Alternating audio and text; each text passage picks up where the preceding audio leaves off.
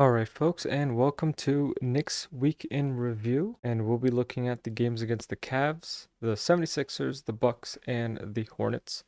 I didn't watch the Hornets game, so I'll just be looking at the stats and reacting to them live. But the other games I did watch. We'll take a look. Now for the Cavs, man, Rubio was insanely tough.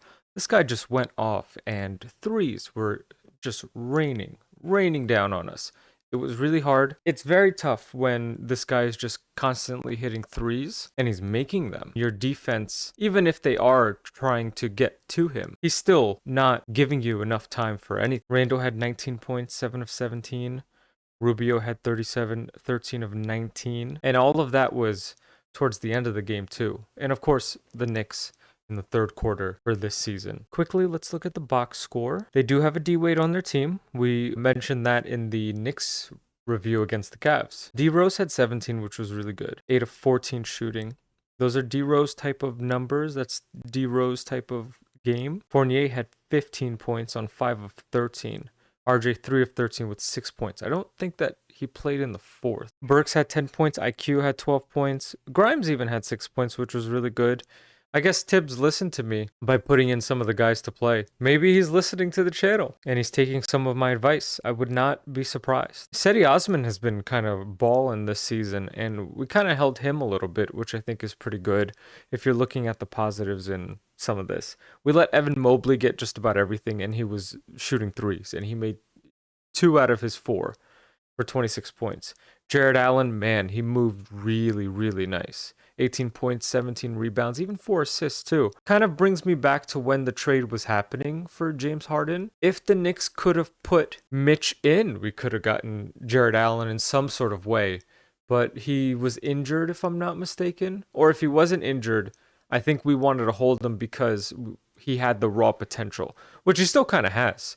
He still has that, and I think he'll have that for about maybe 2 more seasons until fans will probably start to not be as into him as much and just see him more as just a defensive anchor who's been there for a while, as opposed to this piece that globs of raw potential. He just has to hone his craft, you know? Whereas Jared Allen is pretty good at what he does. He's tall and he moves very well. That's the thing about the modern center. The modern center has to have really good footwork. Not necessarily Olajuwon-esque movement in tighter spaces. So finding your footwork, and I think Jared Allen has a really nice touch as a big man that can move and establish his ground when he's looking to block or anything like that. It's fantastic. 45% for the Knicks to their 54%. It's really tough when they're shooting over 50%. 3-pointers, 9 of 31. We just kept chucking up threes, basically. 19 for 35, which isn't bad at all. 50. So they shot just as well from 3 as they did from inside the arc. And it varies whichever shots that they make. But they were also getting mid-range shots. They were also getting layups. Free throws, we did shoot 91%. There is something. Rebounds, man, we got cooked, especially on the defensive end. 37 rebounds. It's very tough. Assists, we get out-assisted in a lot of games. We outstole them. We outblocked them. Largest lead, 17. Tough. 17 turnovers and they still won. That's a lot of turnovers. So if you notice here, it was pretty even. And then, what is this, 9:49 in the third when it was tied? And then the third quarter Knicks. If you notice, it starts to go down. Our lowest point is probably the end of the third, where we were down 89-75. There is an effort to come back, which is about, our best bet is here. 99-106, 5 minutes, 5 minutes left, 4 minutes left. And then it just kind of gets blown apart. And now Cleveland's 9-5, while we're 7-6. 96% attendance. Not too bad. I don't know about these lines and over-unders and stuff like that. But if anyone knows, feel free to comment down below, kind of like a gist of how it works. So, to end the Cavs, in the first, we scored 30 points to their 29. In the second, it was pretty even. So then we were fighting very close to each other. And then in the third, they just went off. And in the fourth, it was even worse. But the Knicks came back with 34 points. So we have fight. We have will. It's just The willpower wasn't strong enough against those Ricky Rubio threes and passes and just shots in the third and the fourth quarter, man. Now we will take a look at the 76ers. This is a game that we won. So we did go 1-3, but this is a game that we won, and I like this game. I thought this game was really cool. Korkmaz scored 19 on 7 of 16 shooting. No free throws, though. That's really good. Randall had 31, 12 of 25. So he is prepared for Christmas. 2 of 2 free throws. I want to see what Randall will do Christmas. If he can drop 45, 12, and 13, that would be fantastic. And just completely blow the Hawks out of the water, man, he'll get himself right back. I'm telling you, he just has to have one of those games where he just balls out completely and every shot goes in.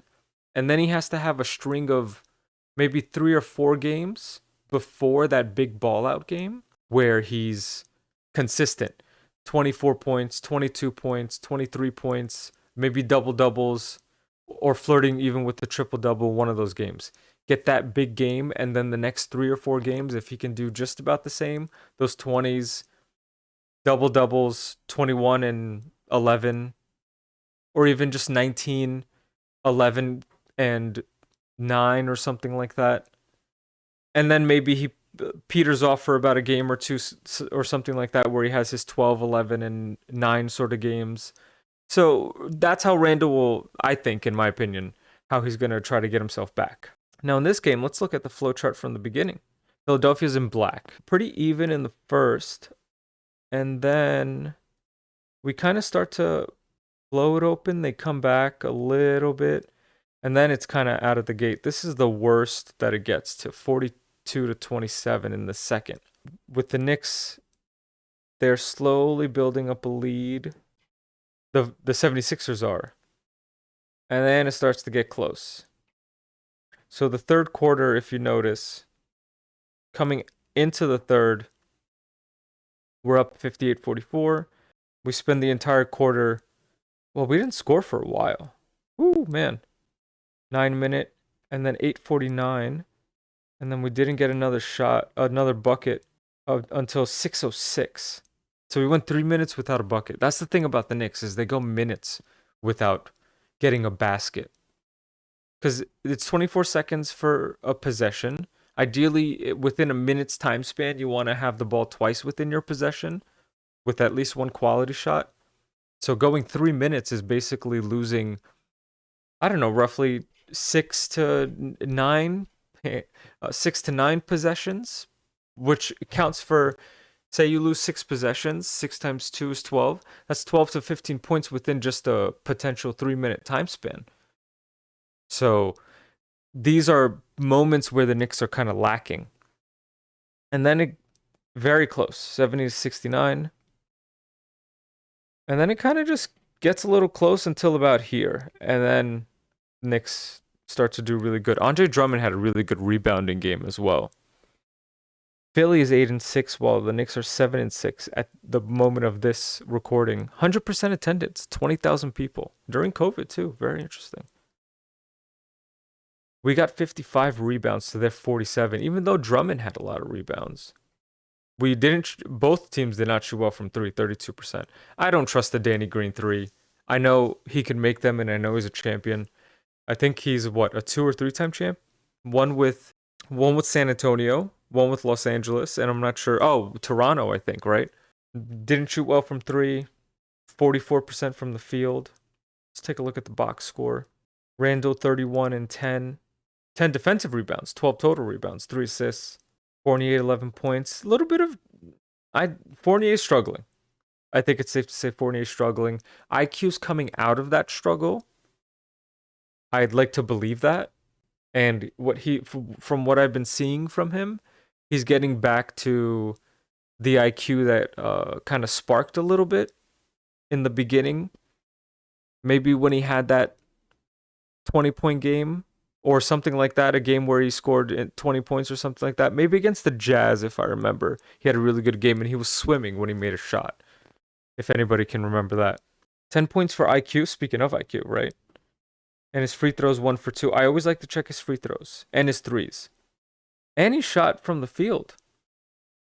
3 for 4, 3 for 4. Not bad. I'd like to see him develop more of a mid range game. I don't want him just to be a floater, layup, and then three guy. If he can get that mid range, unlock that ability. I mean, who knows? Sky's the limits for this guy. He might even wind up being the next Chris Paul type of player. If he can get those steals down and maybe playful with his movement of the ball and his ball movement, kind of like how, because CP has this confidence in his dribbling, almost as if he knows it's just he trusts that it's always going to be in his hands and he'll know how to dribble, and it's about making a wise play for the most part, right? At least that's the intention. RJ 15 points, but on 6 of 20 shooting. Oof. I guess the game before, or a couple of games, he had a really good game, that 32-point game. Drummond 14 points, 25 rebounds. And then we let Maxey go for 16. Seth Curry is really good. I wanted the Knicks to get Seth Curry if they had the chance when he was available. 14 points on 4 of 10 shooting. So we really got lucky with those Seth Curry shots on 4 of 10. Korkmaz had 19 points. He really balled out. 7 of 16 shooting, 5 of 12. But they were depleted, so a lot of people got time to play.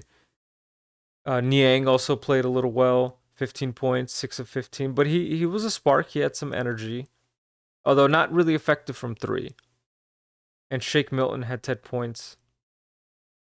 So they really played 8 players, and the Knicks played 10 players. Not bad.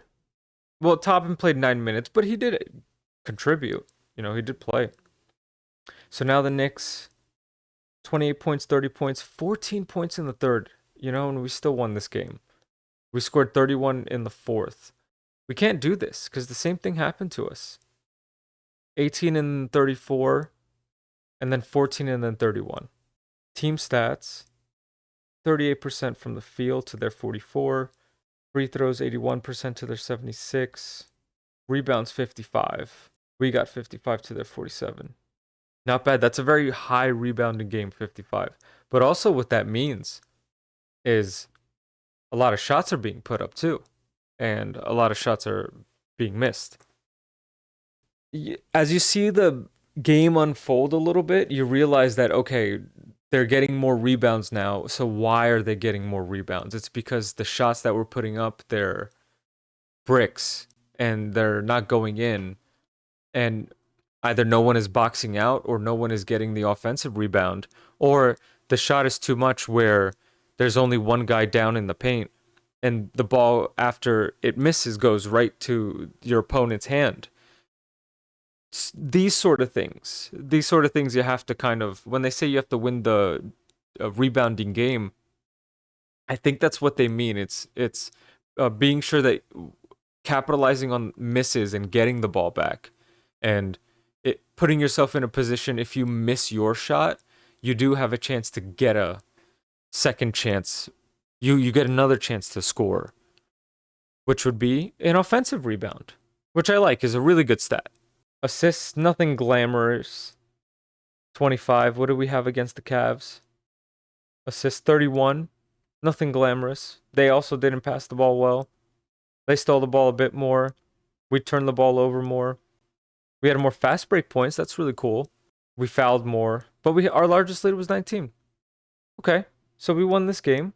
100% capacity. Not too bad. Take a look at the Bucks. Man, Pat Connaughton. I was at this game, and towards the end of the game, to kind of blow the lead open, they ran the same play like 3 times in a row, and that was super tough to see. But it was fun. I got to sit in the Chase Bridge for the first time, and that was pretty fun to do. So New York gets a little bit better in the third with 24 points. We do continue the streak of 30 points, scoring 30 points in the fourth. So not bad. 3 games in a row. 31 points against the 76ers. So streak is continued at least up until this point. 34 points in the fourth.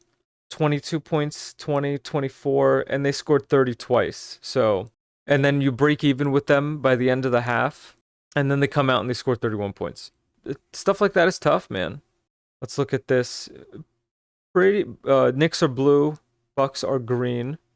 Pretty even up until about 4:49 in the first, and then by the time we end the first quarter, they're up. We're not at our lowest. We get to our lowest 10 minutes in the second. And then we kind of bring it back to within 2, and then we tie it up. They start to push open, push open, push open, and then the worst that it gets is 70-46. And Giannis wasn't playing that well in the half, but in the first and the second quarter. So 70-46. And then we climb. And then we get it to within 1 with 4 minutes left in the fourth. I remember D Rose just led this team, willed this team to existence, which was fantastic to see. D Rose still has the juice, man. That's pretty much all she wrote. After that, couple of Pat Connaughton threes, more than a couple of. Tough. 91% attendance. So not everybody was there, but 19,000 people were there. There were a lot of people there. Oh yeah, for sure. Bucks are 6-8 right now. They just lost to the Hawks. And Knicks are 7-6, of course, at the moment. Let's take a look at their team stats before we get to the box score, just to kind of switch it up. We only shot 83 times, but 43%. The Knicks are on the right. 3-pointers, 16 of 37. So 43%, but they shot well from 52%. More than half their shots. They got 50 rebounds as well. So we lost the rebounding game. And it's tough because you're shooting all those shots and they don't go in and they have a chance to get the ball and push their offense and do whatever it is that they need to do. 29 assists as well. We did get 10 blocks. Not bad. Not bad at all. They turned the ball over more too. Their largest lead was 24. Ours was 3. And I think that was 3-0 in the first. And then after that, we did not lead the game. The entire game. The first points that the Knicks scored up until 4 minutes left in the fourth. That's tough. But they are the defending champions. And even though they're slumping at the moment, does not mean that they're not going to figure it out. I do think that they will. They could. They have good players. Let's see what happened. Antetokounmpo, 15 points, 15 rebounds, 8 assists. Not bad. So he did Randall numbers, right? Helped out where he needed to, realized where his strong stuff was. Maybe that's the difference between Randall and Antetokounmpo, is sometimes Randall believes that he has to be the guy. I don't think that that's the case. I think that's not a hot take. That's not a good take either. But I'm trying to like understand the difference between the both of them. Whereas sometimes Antetokounmpo, they know he's the star player. And so long as he can play make, I guess he can do pretty well. But Randall isn't a bad player. Randall plays pretty well. Connaughton, 23 points, 9 rebounds, 5 assists. Those are tough. 7 of 13. He shot 13 threes, which means him and Grayson Allen, Grayson Allen was cooking in the first and the second. These guys had comfort shooting the 3-point ball. So you have to consider that. And with 52% shooting, they not only had comfort, they knew. It's as if they felt, okay, great. As long as we get our threes up, we can do it. I mean, that's tough. That's tough when those guys are confident and they're making threes. So now let's go Knicks Hornets, which I didn't watch, so I'll just be reacting live. Oh wow, Kemba had 26 points, 9 of 19. Good. Finally, he's like a game. Oh, so Knicks were up. So we blew this game. Oh man, this is terrible. This is terrible. I don't want to see this. So let's see. At one point we were up 34-18, 38-23. And then they started to chip. Second quarter, we went into the half, 55-46 at the half. And then they tied it, 56-56. So they scored 10 points in basically less than 3 minutes. After 8 minutes 22 seconds in the third. Tough up until 8 minutes 56 seconds in the fourth. And then it was pretty even, and then what started? 4 minutes, 23 seconds in the third. So, whew, Knicks tough again. And then eventually, oh wow, we didn't score for a while. Not too much, but they just kept scoring. And then we lost the game 96. Oh man. So with 3 minutes 36 seconds left, and the thing is, with 5 minutes left in the fourth, we had 93 points. And then we didn't score again until 1 minute 55. You see why that's a little tough? 5. We let a lot of time go by. It's going to be tough. 100% attendance in Charlotte. The Hornets right now are 500, 7-7. The Knicks, of course, are 7-6 at the moment. Let's look at box scores. See what's going on with these Knicks and the Hornets. So Randall had 10 points, 8 rebounds, 5 assists on 4-15 shooting. Not good.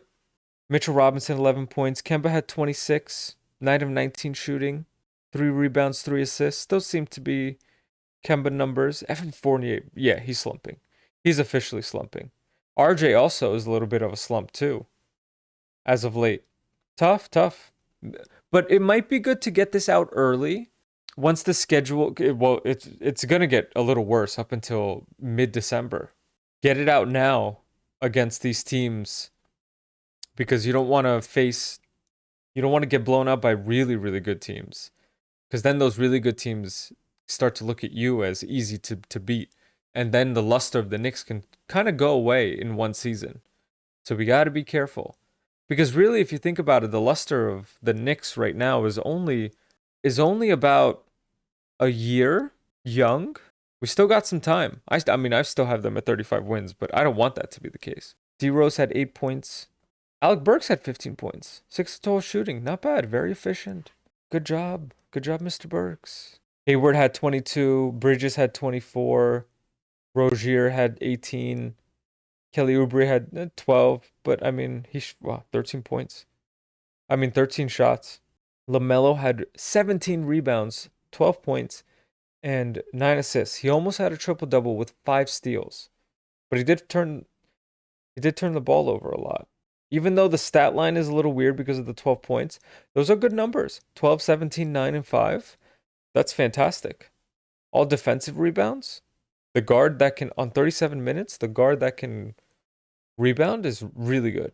Plumlee, I remember speaking about him and seeing that he had pretty good movement. In this game, not so much. He only scored 6 points, but did have 11 rebounds, so he did help. 5 offensive rebounds, so second opportunities. Charlotte in the first had 18 points, so the Knicks break that streak of scoring 30 points in the fourth. We lose every quarter except the first. So that's why we lost the game. Every quarter, the Hornets scored more points than us. It's tough. It's very, very tough. Team stats. Take a look, see what they shot. Hornets would be on the right. Wow, 38% from the field, not efficient. 93 shots. That seems to be the standard now. Shooting 90 times a game. 37% from 3. So we cleaned it up a little bit. No team shot well from the free throw line. Rebounds pretty even. Wow, 51 though. Something to note about the Knicks. Really good rebounding numbers for the most part, right? Pretty decent, but we lack in the creativity of the ball movement and stuff like that sometimes. And that's tough. That's tough to watch because these are winnable games.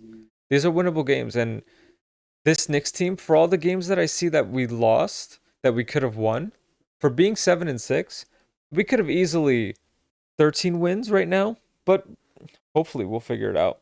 Largest lead 16-11, and we fouled 22 times. That's tough. Very tough. And now their schedule coming up. Indiana on the 15th, Orlando on the 17th, Houston on the 20th, and then beginning tough road stretch. Tough stretch, rather, until we get back to Houston on December 16th. So, buckle up, kids. It's going to be a bumpy ride. Next week, we'll look at Indiana, Orlando, Houston, and Chicago. Till then, folks,